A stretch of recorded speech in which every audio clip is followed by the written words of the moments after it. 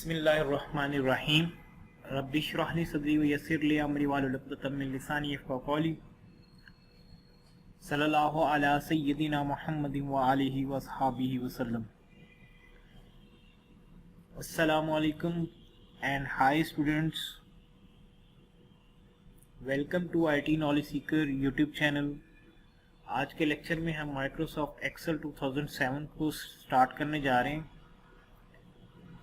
उसमें Microsoft Excel का हम इंट्रोडक्शन देखेंगे, प्लस इसमें सीरीज़ या सीक्वेंस को कैसे जनरेट किया जाता है वो देखेंगे। चलें लेक्चर को स्टार्ट करते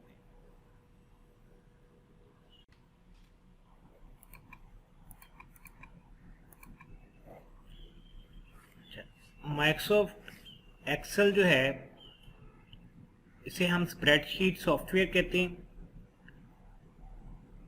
माइक्रोसॉफ्ट एक्सेल के अंदर जो हमारी फाइल क्रिएट होती है उसे हम वर्कबुक कहते हैं, और एक जो हमारी वर्कबुक है उसमें बाय डिफ़ॉल्ट 3 शीट्स होती हैं, शीट 1, शीट 2, शीट 3। और अगर हम कोई मज़ीद इसमें शीट्स ऐड करना चाहें वो यहाँ से हम ऐड कर सकते हैं। इंसर्ट वर्कशीट या शिफ्ट प्लस F11 शॉर्टकट की है, यहाँ से हम न्यू शीट भी इंसर्ट कर सकते हैं। और शीट के अंदर जो हमारा डेटा है वो टेबुलर फॉर्म के अंदर मैनेज होता है, जिसमें हमारा जो डेटा है वो रोज़ और कॉलम की सूरत में यहाँ पे हम मैनेज करते हैं। तो इसमें देखेंगे हमारे पास ये कॉलम ए है, बी है, सी, कॉलम डी। इसी तरह हमारे पास ये रो 1 है, रो 2 है, रो 3 है, ठीक है। तो जो हमारे पास intersection of row and column है बेसिकली वो एक सेल कहलाता है। अब यहाँ पर देखें कि ये डी कॉलम है और 7th रो है, तो यहाँ पर एड्रेस भी शो हो रहा है इस सेल का। जो intersection of row and column है बेसिकली वो सेल कहलाता है, और हर सेल का एक यूनिक एड्रेस होगा। लाइक मैं ये वाला सेल सेलेक्ट करता हूँ, अब ये C4 है, ये F5 है, ये D8 है, ठीक है। तो जो भी हम सेल सेलेक्ट करते हैं तो जो कॉलम होगा वो पहले आएगा और रो बाद में आएगा उस सेल के एड्रेस के अंदर। यानी सेल का एड्रेस 2 चीज़ों से मिलकर बनता है, एक कॉलम नेम, दूसरा रो नेम। अब ये देखें कि ये जो हमारा सेल इस वक्त सिलेक्टेड है ये बेसिकली डी कॉलम है और रो 8 है, तो D8 ये सेल का एड्रेस है। अच्छा, माइक्रोसॉफ्ट एक्सेल जो है ये भी ऑफिस के अंदर यूज़ होने वाली एक एप्लीकेशन है, बहुत ज़्यादा यूज़ होता है। जहाँ पे भी हमने डाटा टेबुलर फॉर्म के अंदर मैनेज करना हो या हमने कोई फार्मूले वगैरह अप्लाई करने हो, कैलकुलेशंस वगैरह करनी हो, उसके लिए माइक्रोसॉफ्ट एक्सेल जो है उसको हम यूज़ करते हैं। क्योंकि माइक्रोसॉफ्ट वर्ड ऑलरेडी हम जो है उसको पढ़ चुके हैं और उसमें हमने देखा बहुत सारे ऑप्शन जो हैं हम कवर कर चुके हैं। बहुत सारे ऑप्शन जो हम माइक्रोसॉफ्ट वर्ड में कवर कर चुके हैं वो यहाँ पे भी हमें मिलेंगे। लाइक ऑफिस बटन के अंदर मोस्टली वही ऑप्शंस हैं जो वर्ड में हमने कवर किए हैं। New, open, save, save as, print, preview, send, publish, close, तो ये ऑलरेडी हम देख चुके हैं, तो हम इनको नहीं अभी देखेंगे यहाँ पे। तो जो ऑप्शंस हमने वहाँ पे कवर नहीं किए उनको हम ज़रा लेकर चलेंगे, डिटेल से आगे देखेंगे। अच्छा, तो इसमें ये cut, copy, paste, format, painter, ये ऑलरेडी हम ऑप्शन देख चुके हैं, ठीक है। फ़ॉन्ट है, ये फ़ॉन्ट साइज़ है, बोल्ड, इटैलिक, अंडरलाइन, ठीक है। अब ये जितने भी हमारे सेल हैं इसमें यहाँ पे हमें रोज और कॉलम्स के अंदर लाइंस नज़र आ रही हैं, लेकिन जब हम इसको प्रिंट करेंगे तो ये रोज और कॉलम हमें प्रिंटिंग के अंदर डिस्प्ले नहीं होंगे।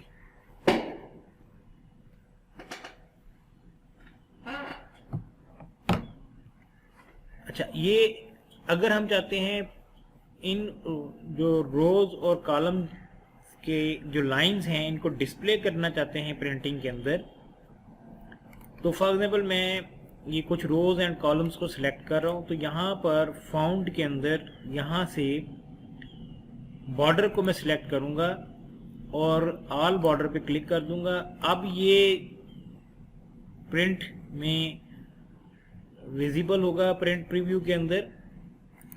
अब आप देखें कि यहाँ पे मैं प्रिंट के अंदर प्रिंट प्रीव्यू ले रहा हूँ तो यहाँ पे शो कर रहा है।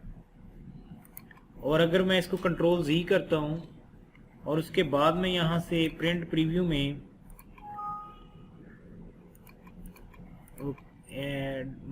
मैं यहाँ पे फॉर एग्जांपल कुछ वैल्यूज दे देता हूँ, 45, 67, 99। अब ये कुछ वैल्यूज दे दी हैं। अब मैं इसको प्रिंट प्रीव्यू में चेक करता हूँ। आप देखेंगे यहाँ पे हमें कोई लाइन वो शो नहीं कर रहा सेल्स की। तो अगर मैं चाहता हूँ कि जो जिस फॉर्मेट में हमारे पास विजुअली डिस्प्ले हो रहा है प्रिंट में भी वैसे ही हमें चाहिए, तो फिर मुझे इनको सिलेक्ट करके ऑल बॉर्डर अप्लाई करना होगा। अब आप चेक करेंगे प्रिंट प्रीव्यू के अंदर तो यहाँ पे हमें रोज एंड कॉलम्स की लाइंस नजर आना शुरू हो जाएंगे। अच्छा, उसके बाद माइक्रोसॉफ्ट एक्सेल के अंदर अगर हमने कोई सीरीज जनरेट करनी है, हमारे पास कुछ कॉलम्स होते हैं जिसमें हमने सीरीज जनरेट करनी है, तो सीरीज कैसे जनरेट करेंगे? लाइक मैं कोई सीरीज जनरेट करना चाहता हूँ, सीक्वेंस सीरियल नंबर जैसे हम नॉर्मली देते हैं, तो ये सीरियल नंबर वाला हमारा कॉलम है। तो मैं इसको यहाँ पे लिखूँगा 1, दूसरे सेल में लिखूँगा 2, तीसरे में 3। उसके बाद मैं इसको सिलेक्ट करूँगा। तीनों सेल्स को मैंने सिलेक्ट किया। तीनों सेल को सिलेक्ट करने के बाद यहाँ पर जो बॉटम राइट कॉर्नर है इस पे जब मैं लेके जाऊंगा, अभी देखिए प्लस का साइन कैसे है, और जब मैं उसके ऊपर लेके गया तो ये ब्लैक कलर में हो गया प्लस का साइन, ये ब्लैक कलर का हो गया। तो उसके बाद मैंने क्लिक करना है, क्लिक करके मैंने ड्रैग करना है। ठीक है, एक तरीका तो ये सीक्वेंस जनरेट करने का। अच्छा, अब मैंने फॉर एग्जाम्पल सीरीज जो जनरेट करनी है वो मैंने इस तरीके से 5, 10, 50। अब इनमें देखेंगे इन तीनों में 5 का डिफरेंस है। अब जो हमारी सीरीज जनरेट होगी वो 5 के डिफरेंस के साथ जनरेट होगी। इस तरीके से हम किसी भी किस्म की सीक्वेंस या सीरीज जनरेट कर सकते हैं। ठीक है, उसके बाद हमारे पास वीक में 7 डेज होते हैं। लाइक मैंने मंडे लिखा है यहाँ पे, मंडे। अब मैं यहाँ पे राइट बॉटम कॉर्नर से पकड़ के इसको ड्रैग, क्लिक करके ड्रैग करूँगा तो ये सारे मंडे मंडे ही लिखा हुआ आ रहा है। लेकिन मैं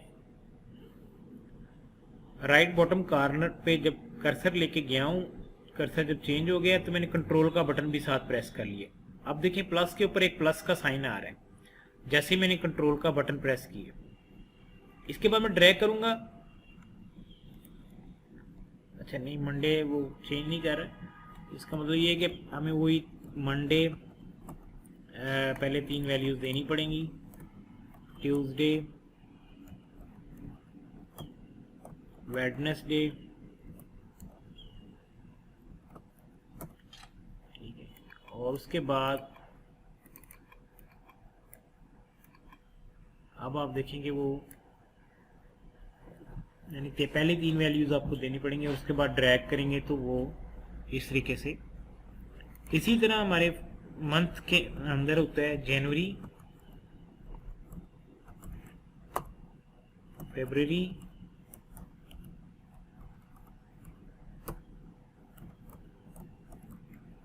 मार्च। अब मैंने मंथ दिए, मंथ में भी 3 मंथ दे के मैं उसको ड्रैग करता हूँ। वहाँ पे देखिए जनवरी, फरवरी, मार्च, अप्रैल फरवरी की स्पेलिंग सही नहीं लिखे हुए थे।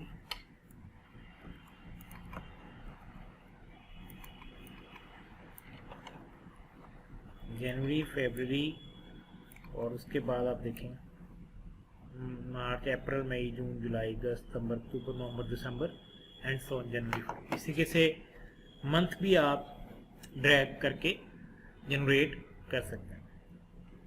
अच्छा, हमारे पास अक्सर शॉर्ट फॉर्म में लिखा होता है जैन, फेब, मार्च, तो आप इस तरीके से भी अगर लिखेंगे तो उस तरीके से भी वो जनरेट कर देगा।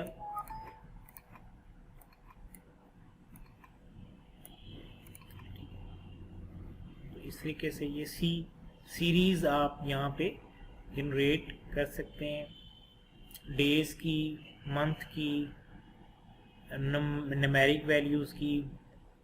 ठीक है, तो माइक्रोसॉफ्ट वर्ड की जो फाइल है इसे हम वर्कबुक कहते हैं। वर्कबुक के अंदर बाय डिफ़ॉल्ट कितनी शीट्स होती हैं? 3 शीट्स होती हैं, शीट 1, शीट 2, शीट 3। ठीक है, और शीट के अंदर हमारा डेटा ऑर्गेनाइज होता है रोज और कॉलम की सूरत में। जो intersection of row and column है उसे सेल कहते हैं, और जो सेल है वो आइडेंटिफाई होता है उसके एड्रेस से, सेल के एड्रेस से। सेल का एड्रेस दो चीज़ों से मिलकर बना होता है, कॉलम नेम और रो नेम। बेसिकली अब ये फॉर एग्जांपल मैंने कोई भी सेल सेलेक्ट करता हूँ, यहाँ पे लाइक ये डी कॉलम है और 13 रो है, ये हाईलाइट हुआ है हमारा कॉलम और रो। और यहाँ पे एड्रेस बार के अंदर यहाँ पे हमें सेल का एड्रेस भी शो हो रहा है नेम बॉक्स के अंदर।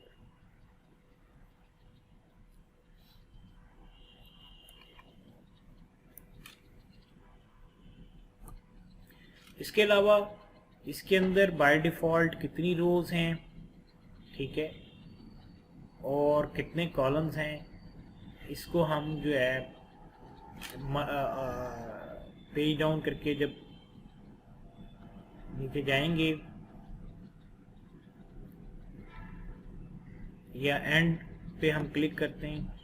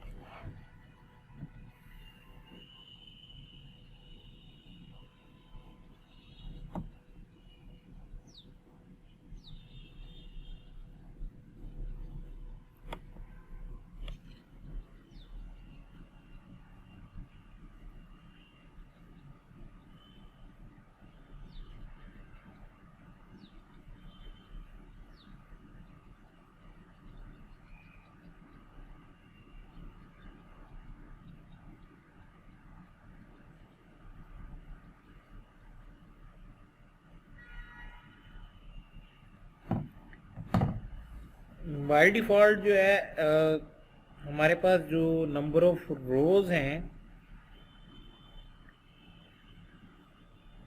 एक्सेल के अंदर,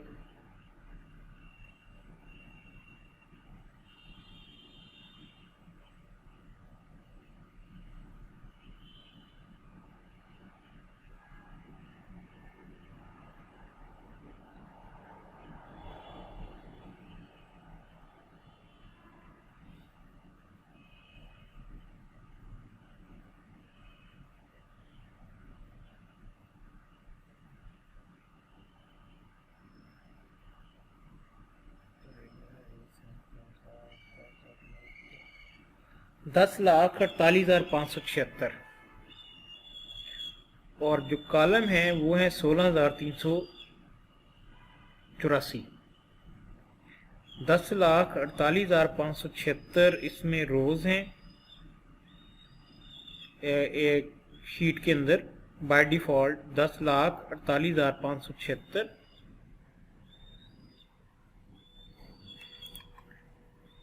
नंबर ऑफ रोज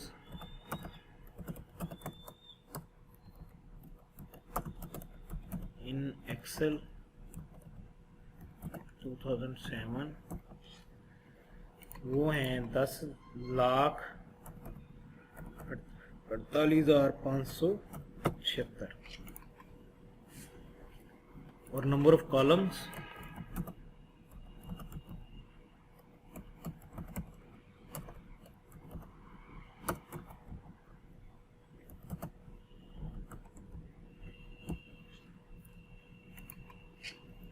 16,384।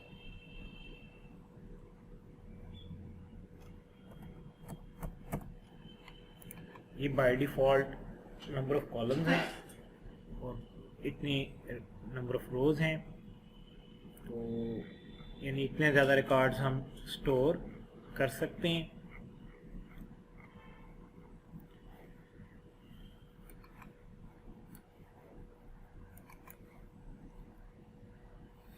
एक्सेल 2013 के अंदर भी हमारे पास जो रोज और कॉलम्स की तादाद यही है।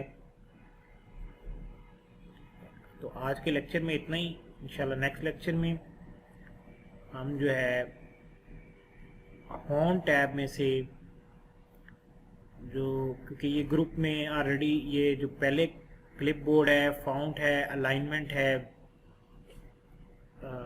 ये तमाम ऑलमोस्ट ऑप्शंस जो हैं आप इनसे वेल नाउन है, आपको ऑलरेडी इनका इल्म है। लेकिन कुछ चीज़ें लाइक ये नंबर है, स्टाइल, सेल, एडिटिंग, इनको हम देख लेंगे। लाइक ये ऑटो सम का हमारे पास ऑप्शन है, इसमें ये देखेंगे हमारे पास सेल्स के अंदर हमने वैल्यूज़ दी हैं 67, 69, 64, 74, कोई भी वैल्यूज़ हमने यहाँ पे अगर दी हैं, तो जब हम इनको सिलेक्ट करके, ये मैंने सेलेक्ट किया है और एक इजाफी मैंने सेल सेलेक्ट कर लिया है जिसमें मैं चाह रहा हूँ इनका सम आ जाए, तो यहाँ मैं ऑटो सम पे क्लिक करूँगा तो देखिए 785 इन तमाम सेल्स का फ़ौरन कैलकुलेट हो गया। ठीक है, तो इस तरीके से हम जो है ऑटो सम से सम कैलकुलेट कर सकते हैं। ठीक है, फार्मूला भी हम लगा सकते हैं। फार्मूला जो है नेक्स्ट लेक्चर में इंशाल्लाह फार्मूला कैसे लगाते हैं, सिंपल सम का जो फार्मूला है उसको, या कुछ फार्मूले हम लगाएंगे, कुछ फार्मूले लगा के विद एग्जांपल्स नेक्स्ट लेक्चर को इंशाल्लाह लेकर चलेंगे। तो आज के लिए इतना ही। अल्लाह हाफिज़।